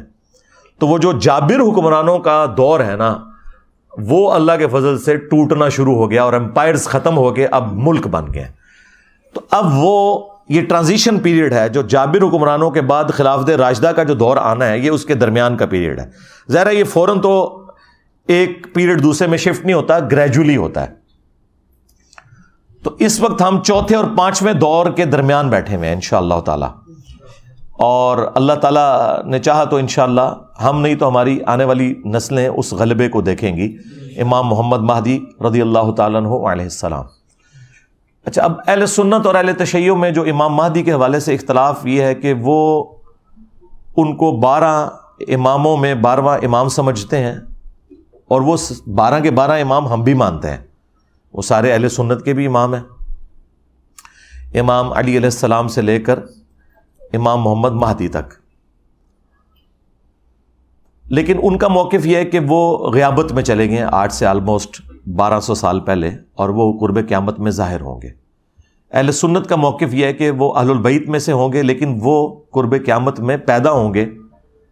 اس کے بعد سب کے سب متفق ہیں کہ دنیا عدل و انصاف سے بھر دیں گے، پوری دنیا پہ اسلام کا غلبہ ہوگا انشاءاللہ تعالی. اب یہ جو 12 اماموں والا کانسیپٹ ہے، یہ 12 خلیفوں والا، اس حوالے سے ایک حدیث بھی ہے بخاری مسلم میں کہ اللہ کے محبوب صلی اللہ علیہ وآلہ وسلم نے فرمایا کہ میری امت قیامت تک حق کی خاطر قتال کرتی رہے گی اور یہ غالب رہیں گے، اور ان پر 12 خلیفے ہوں گے. بعض لوگوں نے اس حدیث سے یہ سمجھا کہ وہ کنزیکٹو 12 خلیفے ہوں گے، یعنی نبی علیہ السلام کی وفات سے لے کے آنورڈ 12 خلیفے. لیکن وہ دور آپ دیکھیں خلفائے راشدین کے بعد تو ایسا دور ہے کہ جو اسلام کو شرمندہ کرنے والا ہے. تو بعض محدثین نے اس کی تعویل یہ کی کہ یہ چونکہ الفاظ ہیں مسلم شریف میں کہ یہ قیامت تک دین غالب رہے گا اور اس پر 12 خلیفے ہوں گے، تو اس سے مراد یہ ہے کہ 12 کی گنتی قیامت تک پوری ہوگی. اور یہ یعنی امت میں بڑی پرسنالٹی جس کے اوپر اہل سنت کے تینوں فرقے متفق ہیں، بریلوی، دیوبندی، اہل حدیث، اور ان کے علاوہ بھی حنفی، شافعی، مالکی، حنبلی جو فقہی اعتبار سے اختلافات ہیں. حافظ ابن کثیر بہت بڑی پرسنالٹی ہے، ابن تیمیہ کے شاگرد ہیں، وہابیوں کو بھی کوئی اعتراض نہیں ہوگا. حافظ ابن کثیر نے تفسیر ابن کثیر میں آیت الاستخلاف جو ہے سورہ نور کی آیت نمبر 55 کہ اللہ تعالیٰ کا یہ وعدہ ہے کہ جو لوگ ایمان لائیں گے اور نیک اعمال کریں گے اللہ تعالیٰ انہیں ضرور بالضرور دنیا میں خلافت دے گا، حکومت دے گا. یہ جو آیت ہے نا سورہ نور کی آیت نمبر 55، اس کے کانٹیکسٹ میں حافظ ابن کثیر نے یہ پوری بحث کی ہے اور 12 خلیفوں والی حدیث بخاری مسلم کی نقل کر کے انہوں نے کہا کہ اس حدیث سے کوئی یہ مطلب نہ لے کہ یہ حضور کے فوراً بعد شروع ہو جائیں گے. انہوں نے کہا فوراً بعد جو ہیں وہ 4 ہی ہیں، ابو بکر، عمر، عثمان اور علی، اور حسن ابن علی کے 6 مہینے بھی حضرت علی کی خلافت کے دور میں ہی آتے ہیں. اور پھر وقتاً فوقتاً خلیفہ آئیں گے جس طرح عمر بن عبدالعزیز آئے، اور آخری خلیفہ ہوں گے امام محمد مہدی.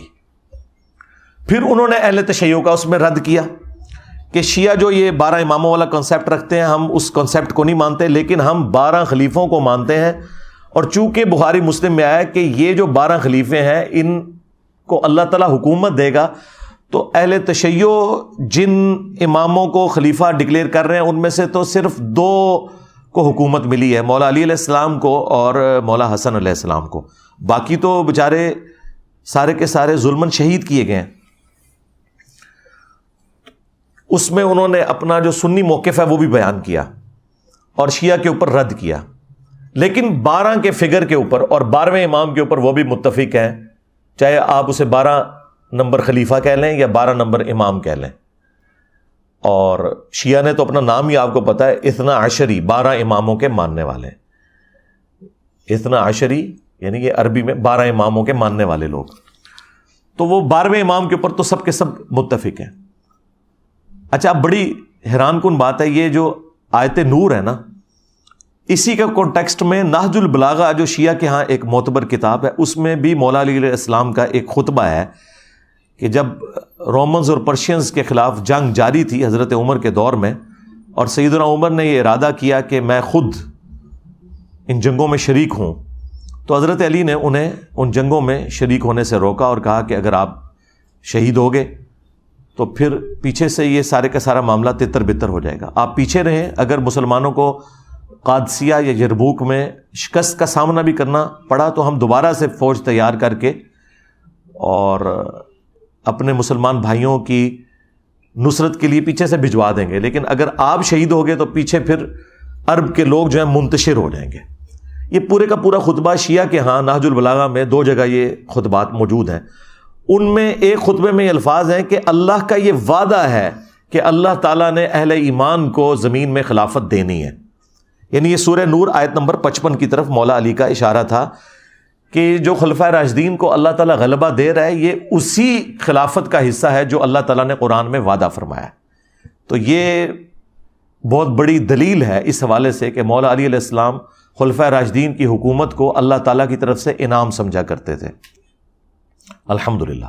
بہرحال سنی اور شیعہ ایک ایسی ہستی کے اوپر متفق ہیں جو اہل سنت کے ہاں 12ویں خلیفہ ہیں اور اہل تشیع کے ہاں وہ 12ویں امام ہیں. قرب قیامت میں انہوں نے پوری دنیا کو انصاف سے بھرنا ہے. یعنی نٹ شیل کے اندر یہ ایک پورے کا پورا عقیدہ ہے جس پہ سنی اور شیعہ کا اتفاق ہے. ہاں جہاں اختلاف ہے وہ یہ ہے کہ شیعہ کا یہ موقف ہے کہ وہ پیدا ہو چکے ہیں، غیابت میں ہیں، اور اہل سنت کا موقف یہ ہے کہ انہوں نے ابھی آنا ہے. اس کے بعد سب کچھ اتفاقی امر چل رہا ہے. اور اسپیسیفکلی امام محمد مہدی علیہ السلام کے حوالے سے اہل سنت کے ہاں کم از کم 12 صحیح الاسناد احادیث تو موجود ہیں، اور اگر آپ اس کے طرق گننے شروع کر دیں تو وہ تو سینکڑوں میں. میں نے 12 کا فگر امام مہدی کی نسبت سے لیا، چونکہ وہ 12ویں امام ہیں یا 12ویں خلیفہ ہیں، اس لیے میں نے 12 کے عدد کو ٹارگٹ کیا کہ میں 12 احادیث آپ کو مختصر سے وقت میں سنا دوں گا تاکہ آپ کو اس حوالے سے کلیئر ہو. اور پھر یہ 12 احادیث ان لوگوں کے لیے بھی لمحہ فکریاں ہیں جنہوں نے اس امت میں تقلید کے نام کے اوپر ایک فتنہ کھڑا کیا ہے، اور انہوں نے یہ کہا کہ جی 4 اماموں میں سے ایک امام کی تقلید ضروری ہے، ادروائز آپ گمراہ ہو جائیں گے. تو میرا یہ معصومانہ سوال ہے کہ جس امام نے قرب قیامت میں آنا تھا، یعنی امام محمد مہدی رضی اللہ تعالیٰ عنہ علیہ السلام، ان کے بارے میں تو درجنوں احادیث موجود ہیں، اور تمہارے بنائے ہوئے امام جنہوں نے ریٹائر ہی نہیں ہونا، دیکھیں نا ریٹائر ہی نہیں ہو رہے نا، وہ کہہ رہے ہیں جی آج بھی تقلید انہی کی کرنی ہے، حالانکہ آج 80% مسائل جو ہے نا وہ جدید ہیں، جن کا امام حنیفہ، امام شافعی، امام احمد بن حنبل، امام مالک کو پتہ ہی نہیں ہے کہ اس وقت دنیا میں کیا مسائل ہیں۔ ان میں ان اماموں کی توہین نہیں کر رہا، ان کے نام پہ جو فرقے کھڑے ہوئے ہیں نا ان کو ٹارگٹ کر رہا ہوں۔ اگر ہم آج عیسیٰ ابن مریم کے حوالے سے کرسچنز کو جھنجھوڑتے ہیں تو اس کا مطلب یہ نہیں کہ ہم عیسیٰ ابن مریم کی توہین کر رہے ہیں۔ تو جن اماموں نے ریٹائر ہی نہیں ہونا بقول ان کے بارے میں کوئی حدیث ہے؟ اور جس نے قرب قیامت میں آنا تھا ان کے بارے میں تو احادیث موجود ہیں۔ اس کا مطلب ہے کہ یہ انہوں نے خود جعلی عقیدہ تقلید کا گھڑا ہے۔ ہاں آپ امام اگر ایکسپرٹس کے طور پر کہیں تو سرکار وہ تو جتنے بھی امت میں بڑے بڑے علماء جنہوں نے اس امت کو کنٹریبیوٹ کیا ہے وہ سارے ہمارے امام ہیں، چاہے وہ امام بخاری ہوں، امام مسلم ہوں، باقی محدثین ہوں، فقہا ہوں، امام حنیفہ، امام شافعی، احمد بن حنبل، امام مالک رحمہم اللہ اجمعین، یہ سب کے سب ہمارے امام ہیں۔ اور میں تو جب غصے میں آتا ہوں نا تو میں ان کو کہتا ہوں کہ جی جب مجھ سے کوئی پوچھتا ہے نا آپ کس امام کو مانتے ہیں، میں کہتا ہوں میں امام حسین نو مننا، چل ٹور اگے، تیرا امام حنیفہ یا شافعی یا مالک یا احمد بن حنبل امام حسین سے بڑا ہے؟ کیا امت کو تم لوگوں نے توڑا ہوا ہے؟ امام وہ ہے جس کی قبر مدینے میں ہے صلی اللہ علیہ وآلہ وسلم۔ النبی اولا بالمؤمنین من انفسہم وازواجہ امہاتہم، نبی مومنین کی جانوں پر ان سے بڑھ کر حق رکھتے ہیں، اور نبی کی بیویاں امت کی مائیں ہیں، اور نبی امت کے روحانی باپ ہیں۔ اور ایسا امام ہے ہمارا کہ ما ضل صاحبکم وما غوا، تمہارے نبی نہ کبھی بہکے ہیں نہ کبھی بے راہ چلے ہیں۔ تمہارے امام اور ان کے ماننے والے تو آپس میں لڑتے رہے، اتنا لڑے کہ کعبے میں انہوں نے 4 مسلح ڈال دیے 400 سال تک، سلطنت عثمانیہ کے دور میں 1517 سے لے کر 1917 تک۔ یہ تو سعودی حکومت نے آگے اٹھائے ہیں۔ اگر یہ چاروں امام حق پر تھے تو ایک نماز آپ حنفی کے پیچھے پڑھ لیتے، ایک شافعی کے پیچھے پڑھ لیتے، ایک حنبلی کے پیچھے پڑھ لیتے، ایک مالکی کے پیچھے۔ نہیں، انہوں نے 4 امام 4 مسلح، اور آپ اندازہ کریں اس سے بڑی اسلام کے ساتھ کیا دشمنی ہوگی کہ کعبہ جو مسلمانوں کی یونٹی کی علامت ہے کہ پوری دنیا میں جب مسلمان کھڑے ہوتے ہیں نماز پڑھنے کے لیے تو ایک طرف رخ کرتے ہیں، اس ایک طرف رخ والی جو جگہ ہے وہاں پہ بھی 4 مسلح ڈال کے 4 امام کھڑے کر دیے۔ اس سے بڑی کوئی بدعت ہو سکتی ہے اس امت میں؟ تو اللہ کے فضل سے یہ بدعت ختم ہو گئی۔ یہ بھی اس بات کا ثبوت ہے کہ قرب قیامت کا وقت قریب ہے، اور دوبارہ سے اللہ تعالیٰ نے غلبہ کرنا شروع کر دیا۔ یہ بھی ایک فرقہ واریت کے خاتمے کا ہی ایک آپ سمجھ لیں بہت بڑا انڈیکیٹر ہے اللہ کے فضل سے۔ تو اللہ کا شکر ہے کہ ہم بڑے مبارک دور میں پیدا ہوئے ہیں کہ جب معاملات بہتری کی طرف جا رہے ہیں، اور سب سے بڑھ کر ہمیں قرآن و سنت کی تعلیمات ریٹن فارم میں ہر بندے کے موبائل کے اندر موجود ہیں، وہ کاؤنٹر ویریفائی کر سکتا ہے۔ میں جتنی احادیث بیان کر رہا ہوں ہماری تمام ویڈیوز میں ایک ایک حدیث کا انٹرنیشنل نمبر لگتا ہے جو سٹینڈرائز ہے عربی کتابوں کا، پلس ہم ان کتابوں کی عربی اور اردو ترجمہ دونوں ڈسپلے کرواتے ہیں، کسی کو شک ہی نہ رہے، کاؤنٹر ویریفائی آپ کر سکتے ہیں۔ تو یہ 12ویں امام سے متعلق 12 احادیث بیان کرنے سے پہلے میں مختصراً اس کاٹ کھانے والی ملوکیت کے حوالے سے بھی ڈسکشن کر دوں، جو نبی علیہ السلام نے فرمایا کہ خلافت راشدہ کے بعد کاٹ کھانے والی ملوکیت آ جائے گی۔ ایٹ لیسٹ اہل سنت کو اپنا عقیدہ پتہ چلے اور اہل تشیع کو بھی پتہ چلے کہ ہم نہ تو بنو امیہ کو آن کرتے ہیں اور نہ ہم امیر شام کو آن کرتے ہیں، اس حوالے سے کہ جو اسلام کے خلاف کام ان کے دور میں ہوئے ہم انہیں فخریہ ڈیفینڈ کرنے کے لیے تیار ہو جائیں، نعوذ باللہ، ایسا بالکل نہیں ہے۔ ابو داؤد اور ترمذی کے اندر حدیث موجود ہے کہ رسول اللہ صلی اللہ علیہ وآلہ وسلم نے ارشاد فرمایا کہ میرے بعد خلافت علی منہاج النبوہ 30 سال تک رہے گی۔ اب یہ 30 سال کی ڈویژن آگے کیسے ہے؟ وہ راوی حدیث صحابی سے پوچھتے ہیں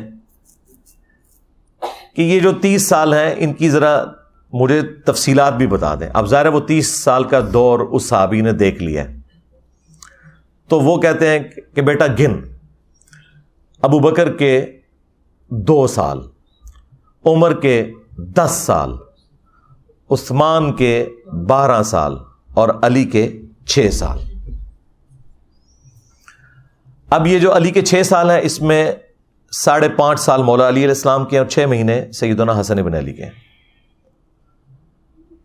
تو وہ راوی حدیث سے وہ تابعی سعید کہتا ہے کہ حضرت یہ لوگ جو بنو امیہ ہیں یہ تو مولا علی علیہ السلام کو خلیفہ ہی نہیں مانتے۔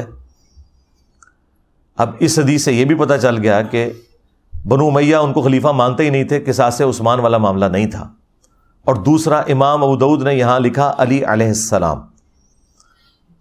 تو جو راوی حدیث ہیں حضرت سفینہ رسول اللہ صلی اللہ علیہ وآلہ وسلم کے آزاد کردہ غلام، جو اس حدیث کے راوی ہیں وہ صحابی بھی ہیں اور حدیث کے فہم کو بھی جانتے ہیں۔ انہوں نے فرمایا کہ یہ بنو امیہ کی پیٹھ سے جھوٹ نکلا ہے۔ حق تو یہ ہے کہ بنو امیہ کی، بنو مروان کی، ان بنو زرقا نیلی آنکھوں والے لوگوں کی حکومت بدترین بادشاہت ہے، اس پلانٹ ارتھ کی شریر ترین بادشاہت ہے۔ اچھا، یہی حضرت سفینہ والی حدیث جو ہے نا وہ مسند ابی داؤد طیالسی میں بھی موجود ہے اور مصنف ابن ابی شیبہ میں۔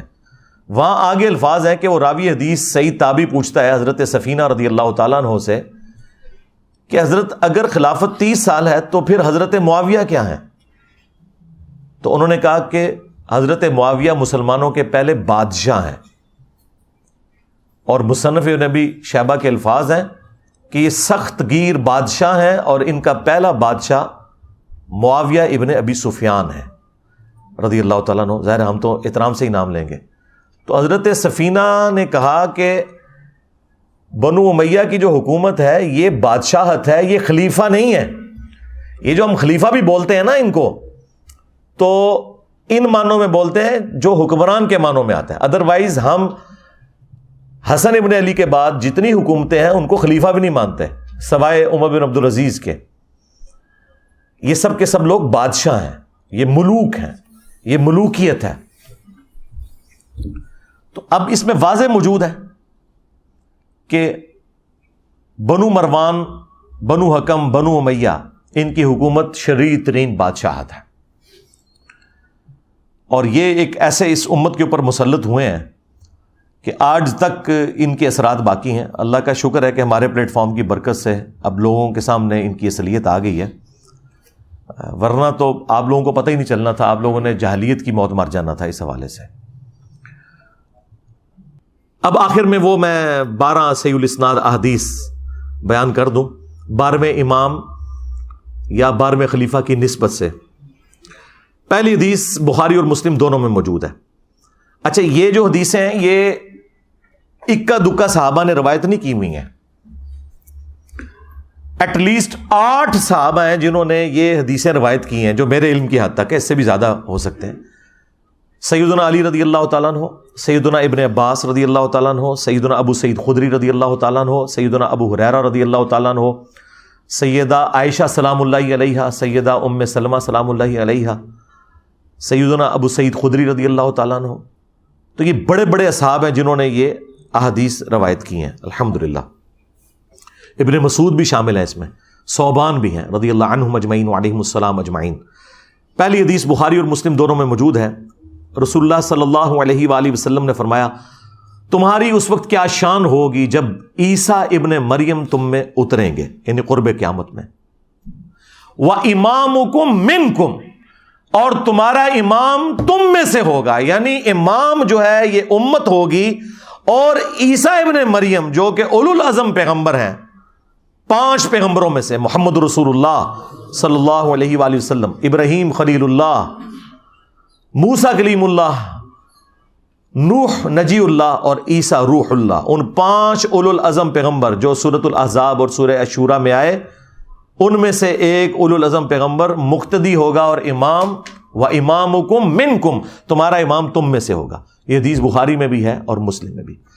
دوسری حدیث مسلم شریف میں ہے، نبی صلی اللہ علیہ وآلہ وسلم نے فرمایا کہ میری امت کا ایک گروہ قیامت تک حق کے لیے لڑتا رہے گا، حتیٰ کہ عیسیٰ ابن مریم نازل ہوں گے، اور مسلمانوں کا امیر ان سے کہے گا کہ آپ ہمیں نماز پڑھائیں، تو وہ کہیں گے کہ یہ اللہ تعالیٰ نے فضیلت اس امت کو دی ہے کہ تم میں سے بعض کے امام ہوتے ہیں، تو امامت تم کرو گے، اور یہ امام محمد مہدی علیہ السلام ہوں گے۔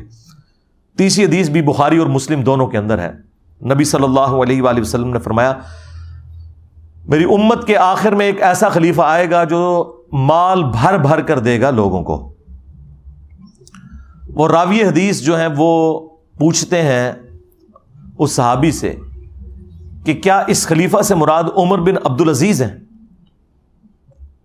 تو وہ کہتے ہیں نہیں، اس سے مراد عمر بن عبدالعزیز نہیں ہے، یہ وہ خلیفہ ہے جو امت کے اینڈ پہ آئے گا قرب قیامت میں، یعنی امام محمد مہدی علیہ السلام۔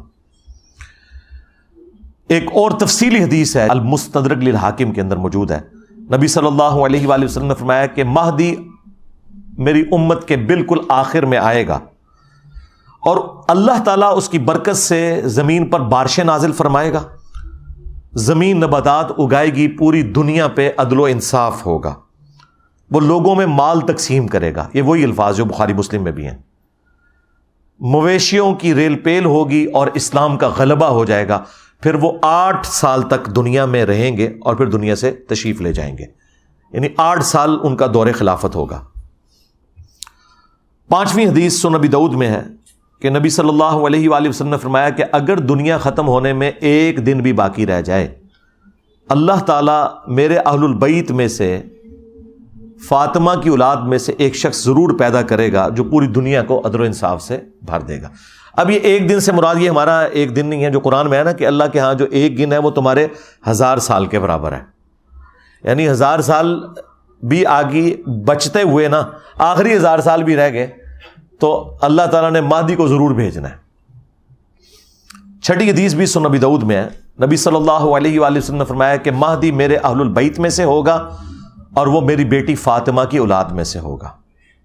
اب مجھے بتائیں، جو مہدی فاطمہ کی اولاد میں سے ہے وہ آ کے یہ کہے گا کہ جی بنو امیہ کی آپ تعریف کریں اور بنو ہاشم کو نیچا کریں؟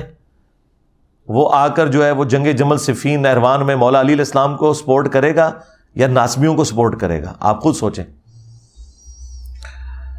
7ویں حدیث بھی سنن نبی داؤد میں ہے، آپ علیہ السلام نے فرمایا کہ دنیا اس وقت تک ختم نہیں ہوگی جب تک کہ میرے اہل البیت میں سے ایک شخص عربوں کا بادشاہ نہ بن جائے جس کا نام میرے نام کے اوپر ہوگا، محمد بن عبداللہ المہدی۔ 8ویں حدیث جو ہے وہ مسلم شریف میں بھی کچھ حصہ اس کا موجود ہے، کچھ سنن نبی داؤد کے اندر ہے کہ نبی علیہ السلام نے فرمایا کہ جب مہدی ظاہر ہوگا تو وہ بیت اللہ میں پناہ لے گا اور اسے قتل کرنے کے لیے ایک گروہ روانہ ہوگا شام سے، اور مقام بیدا پر اللہ تعالیٰ اس گروہ کو زمین میں دھسا دے گا۔ یہ ایک اللہ تعالیٰ کی طرف سے ایک غیبی خبر ہوگی پوری امت کے لیے کہ یہ اللہ تعالیٰ کی اسپیشل پروٹیکشن ہے مہدی کے ساتھ۔ تو وہ لشکر زمین میں جب دھسایا جائے گا، یہ اس بات کا ثبوت ہوگا، جو لوگ پوچھتے ہیں کہ جی ابھی تک 500 مہدی تو قتل ہو چکے ہیں امت میں، تو اوریجنل بھی کہیں قتل نہ ہو جائے۔ نہیں سرکار، اوریجنل نہیں قتل ہوگا، اوریجنل کو جب قتل کرنے کی کوشش کریں گے تو وہ لشکر ہی زمین میں دھسا دیا جائے گا۔ یہ اللہ تعالیٰ کی طرف سے اسپیشل پروٹیکشن ہوگی کہ مہدی کو کوئی نقصان نہیں پہنچے گا۔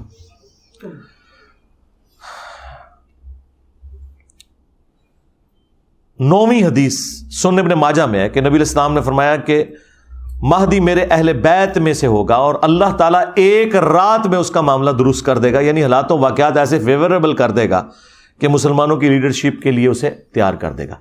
اچھا، ابن ماجہ میں ایک اور روایت بھی ہے، جعلی روایت ہے، جو قادیانی پیش کرتے ہیں کہ مہدی اور عیسیٰ ابن مریم ایک ہی شخصیت کے 2 نام ہیں، اور اس کی بنیاد پہ انہوں نے غلام القادیانی دجال کو ڈکلیئر کیا۔ حالانکہ وہ روایت جو ہے وہ منقطع ہے، راوی یعنی ملاقات ہی آپس میں ثابت نہیں ہے، حسن بصری مدلس ہیں، ان سے روایت کر رہے ہیں، کم از کم 4 سکم اس روایت میں موجود ہے، جعلی روایت ہے، جسے جعلی روایت محدثین نے ڈکلیئر کیا، وہ اس کی بنیاد کے اوپر وہ آگے لے کے چل رہے ہوتے ہیں اس معاملے کو۔ یہ 9 حدیثیں جو ہیں یہ مرفوع حدیثیں ہیں جو میں نے بیان کی، یعنی نبی صلی اللہ علیہ وآلہ وسلم نے خود ارشاد فرمایا اور صحابہ نے نبی علیہ السلام سے سنا۔ آخری 3 حدیثیں جو ہیں وہ صحابہ کے اقوال ہیں، اور صحابی کا قول اگر مستقبل کی خبر سے متعلق ہو تو یہ محدثین کا اتفاق ہے کہ وہ اللہ کے نبی کے بتانے پر ہی محمول ہوتا ہے، کیونکہ غیبی خبر نبی کے ذریعے صحابہ کو دی جاتی ہے۔ جس طرح فضائل صحابہ احمد بن حنبل کی کتاب میں روایت صحیح سند کے ساتھ موجود ہے، اور یہ روایت جو ہے وہ نہج البلاغہ میں بھی موجود ہے، مولا علیہ السلام کے خطبات میں، کہ میری وجہ سے 2 فرقے جہنم میں جائیں گے اور 2 گمراہ ہوں گے، ایک میری محبت میں غلو کر کے، ایک میری دشمنی میں، یعنی رافضی اور ناصبی۔ یہ روایت سنی اور شیعہ دونوں کے ہاں پائی جاتی ہے۔ سنیوں کے ہاں فضائل صحابہ احمد بن حنبل کی کتاب میں مولا علی کا قول ہے، اور شیعہ کے ہاں نہج البلاغہ میں مولا علی کا قول موجود ہے۔ یہ علیحدہ بات ہے کہ سنی جو ہیں وہ شیعہ کو رافضی کہتے ہیں، اور شیعہ جو ہے سنیوں کو ناصبی کہتے ہیں۔ تو روایت دونوں مان رہے ہیں۔ اب یہ جو مولا علی کا قول ہے یہ محمول ہے نبی الاسلام کے بتانے کے اوپر، تو اس طرح کی جو مستقبل کی خبریں ہیں وہ امپلائڈ ہوتا ہے کہ وہ نبی کے بتانے پر محمول ہے۔ انہیں کہا جاتا ہے موقوفاً روایتیں ہیں۔ وہ موقوفاً مولا علی علیہ السلام سے روایت ہے 10ویں المستدرک للحاکم میں، کہ قرب قیامت میں ہاشمیوں میں سے ایک خلیفہ ظاہر ہوگا، اللہ تعالیٰ یعنی امام مہدی کو بھیجے گا، اور اس کے دور میں اللہ تعالیٰ کی نعمتیں جو ہیں وہ ان کی فراوانی ہوگی، اور لوگوں میں پیار اور محبت بڑھ جائے گا، یعنی وہی فرقہ واریت ختم ہو جائے گی، دشمنیاں ختم ہو جائیں گی، اور پھر اس کے بعد دجال کا ظہور ہوگا۔ پھر جب دجال کا ظہور ہوگا تو پھر حضرت عیسیٰ ابن مریم کو اللہ تعالیٰ بھیجے گا دجال کو قتل کرنے کے لیے۔ وہ مسلم شریف میں بڑی تفصیلی حدیث موجود ہے، دجال کے اوپر الگ سے میری ویڈیوز آپ دیکھ لیں، کیونکہ دجال کا فتنہ بہت بڑا فتنہ ہوگا۔ اس فتنے کی سرکوبی کے لیے عیسیٰ ابن مریم جیسی بڑی پرسنالٹی کی ضرورت پڑے گی۔ 11 نمبر حدیث ابن عباس سے موقوفاً ہے، مصنف ابن ابی شیبہ کے اندر۔ وہ کہتے ہیں کہ ہم اہل بیت میں سے ایک نوجوان ظاہر ہوگا قرب قیامت میں، امام مہدی، اور اس پر بہت زیادہ فتنے وارد ہوں گے، لیکن اللہ تعالیٰ اسے تمام فتنوں سے محفوظ رکھے گا، یعنی اللہ تعالیٰ کی ایک غیبی تائید ہوگی۔ اور پھر ابن عباس کہتے ہیں کہ وہ اہل بیت کا نوجوان اس امت کے معاملے کو سیدھا کر دے گا، جو ٹیڑھے راستے پر ہوگا ان کو بالکل سیدھا کر دے گا۔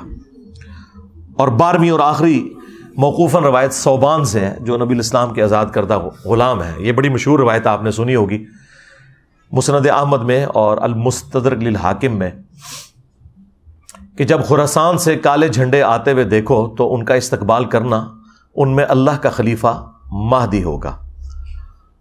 اب یہ خراسان جو ہے یہ ایران اور افغانستان اور پاکستان کے جو جنوبی علاقے ہیں، یہ سارے کا سارا ایریا نبی الاسلام کے زمانے میں خراسان کہلاتا تھا۔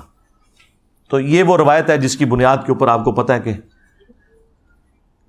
مسلمانوں کو کاٹنے کے لیے مسلمانوں میں جہادی تنظیمیں پیدا ہوئیں کہ جی ہم وہ لشکر ہے جو خراسان سے نکلے گا، اور وہ خراسان سے نکل کے مسلمانوں کو تو نہیں قتل کرے گا نا۔